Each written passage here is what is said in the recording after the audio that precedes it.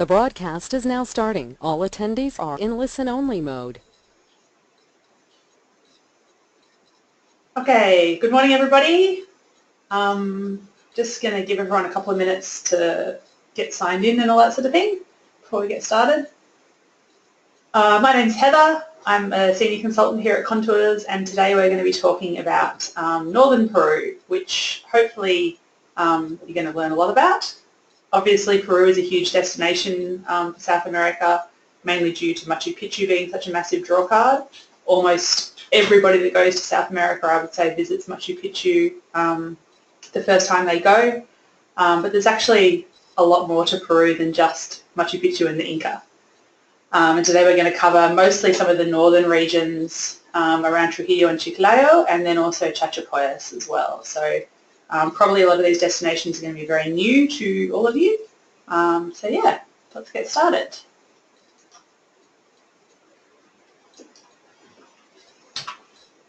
Oh, there we go. All right, so this is a bit of a did you know kind of slide. Even though the Inca is probably the most famous civilization of Peru, they were actually the last in a very long line of ancient and very advanced civilizations. Being the last one before the Spanish arrived, they're obviously the most well-known in terms of their architecture and the ruins they left behind, and also a lot of their art. But the earliest site in Peru is actually Corral, and that dates from around 3000 to 2000 BCE, or BC, depending on how you want to look at it.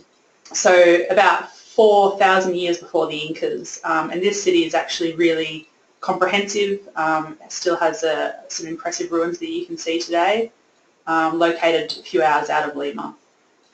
You've also got the Chavin culture, so this is up around the Huaraz area, again about 10 or 11 hours north of Lima, that flourished between 1000 and 200 BCE. And then coming into perhaps some more well-known names is the Moche, and then the Chimu cultures as well. And when you go to the museum in Lima, the Lapa Herrera Museum, which is probably one of the best in South America, you see an awful lot of particularly ceramics from the Chimu and Moche cultures, and they're really famous as well for some of the quite explicit fertility ceramics and pottery and jugs and so on. So as you can see from this gold mask here, really intricate, really amazing work, comparable to anything that they were doing in the Mayan culture or in early European cultures as well. The Inca were definitely a combative tribal group. They defeated and absorbed many other of the cultural groups and city-states inside Peru at the time. So the Chimu, the Chachapoya, the Ica and many other groups were actually beaten by the Inca, and then the Inca sent them off to different parts of Peru, often split up tribal and family groups in order to divide and conquer type thing. And yeah, they were definitely one of the more successful groups in South America.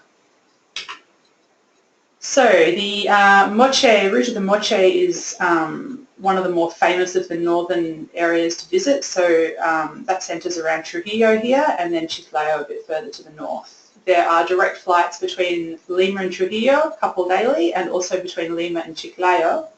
And you can transfer overland between these two cities. It takes about 3 hours.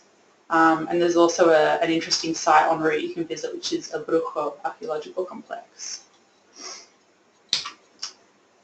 Trujillo is probably the more famous of the two for the ruins of Chan Chan, which is here. This is an amazing, really extensive kind of adobe complex. There's really intricate decorations on all of the exterior and interior walls. You need at least a half day to visit this site, I would say. And this was constructed around 850 Common Era or AD, depending on which way you want to look at it. You've also got the Huacas of Sol y Luna, so these are the sun and moon temples, constructed about 400 years after AD. And they were constructed by the Moche culture. So this is one of the steps leading up to the Huacas here. And you've also got all this amazing kind of bas-relief work, great colours, a lot of the natural paints and stuff, the ochre and the red here. So really impressive. Near Trujillo you also have Huanchaco, and this is quite a famous city in Peru, particularly for surfers. It has great surf along the Pacific coast there. It also has a really interesting fishing culture, and the local fishermen go out in these reed boats. They're very picturesque, as you can see. And yeah, just it's a bit of nice local history as well. Amazing seafood. If you like ceviche, this is definitely the place to be. Chiclayo, you've got the Lord of Sipan tomb and museum, and this is one of the most important archaeological finds in Peru, certainly in the last couple of decades. They uncovered this tomb in 1987, and the reason it's so important is that it's one of the very few tombs that looters hadn't gotten to yet. So in terms of what they found inside, it was probably incomparable with anything else. It was a fully intact tomb of a prince, and this museum's been constructed now and houses an incredibly rich amount of artefacts, gold work like this here, a lot of ceramics, as you can see, and this is a reconstruction of how they found the tomb when it was uncovered. So yeah, quite amazing. Outside of Chiclayo, you also have Tucumán, and this is a valley that has at least 26 major pyramids built about 1,000 years AD. And the Tucumán site was originally constructed by the Lambayeque people, and then they were conquered by the Chimu and eventually incorporated into the Incan Empire.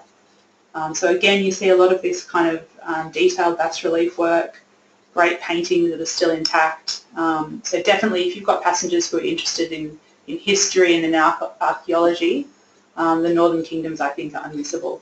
In many ways, it's actually much more impressive than Machu Picchu because the sites are incredibly intact and yeah, very, very rich in terms of what's been found inside. So once you come up from the coastal region, you get into the Cajamarca and Chachapoyas region. So this is obviously at sea level, and then whenever you head away from the coast in Peru, you start to get into the mountains pretty quickly. So back we go.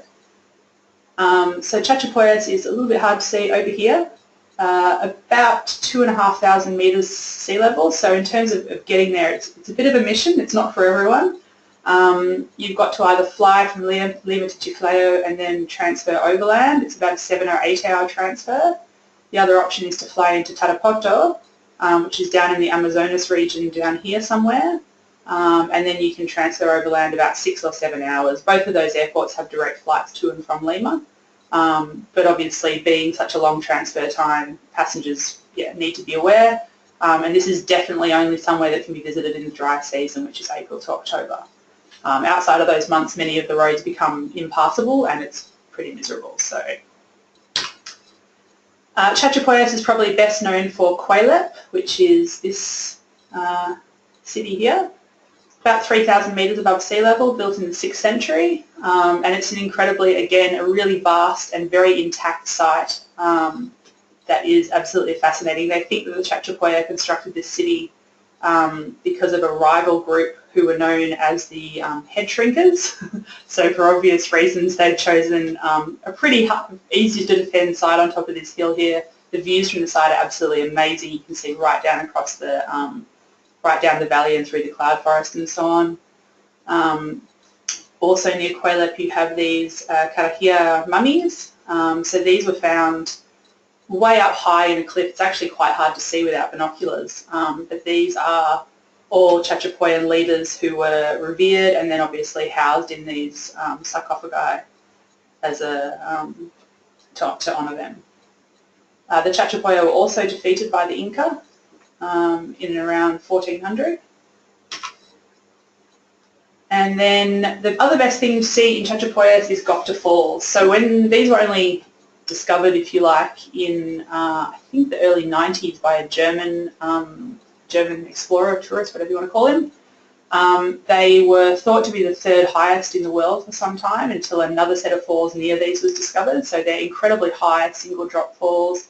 As you can see, the landscape is absolutely magnificent, really green, jungle, cloud forest. It's about 90 minutes from Chachapoyas to the starting point where you have to walk from to see these falls. But the other great option is to have passengers stay at Gokta Lodge, which is this really beautiful property. I would say if you've got the time, then definitely 2 or 3 nights here would be a really special thing to add to the trip. As you can see from the deck and the swimming pool here, you've actually got a view of the falls in the background. The service, the accommodation, the food is supposed to be wonderful. The walk to the falls is reasonably strenuous in that it's very undulating. The path is often quite muddy, and it's about 2 hours each way. So you need to be reasonably fit in order to do this. But certainly anyone who's considering doing something like the short walk into Machu Picchu could definitely do this walk. The other wonderful thing about the Chachapoyas region is that it is probably one of the densest concentrations of bird life in the world. It's definitely up there on all the Twitch's lists as the place to go to. It's home to an incredible 1,600 species, including 140 which are endemic and only found in that region. We've done a number of birding tours for people around this area and they've just raved about it. So what we do is give you obviously a private driver and a guide who's specialised in birding, and they take you off for a couple of weeks driving around these roads. Again, definitely dry season only, and even then it can be quite tricky at times. But if you've got adventurous passengers, and birders tend to be quite adventurous and having to get off into weird and wonderful parts of the world, this is absolutely something they should consider. So the question for the day, for your chance to go into the draw to go on the FAMIL trip for next year, which is to the Galapagos Islands, is quite easy if you've been listening. It's just name one of the ancient civilizations of northern Peru. So either flick back through the slides or give it a quick Google. And then if you just email us at Contours here, yeah, you get your name to go into the draw. So does anyone have any questions that they'd like to ask before we finish up today?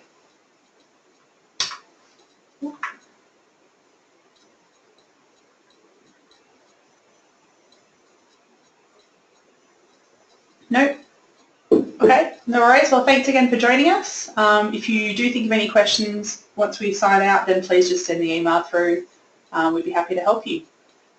Thanks again, and see you next time.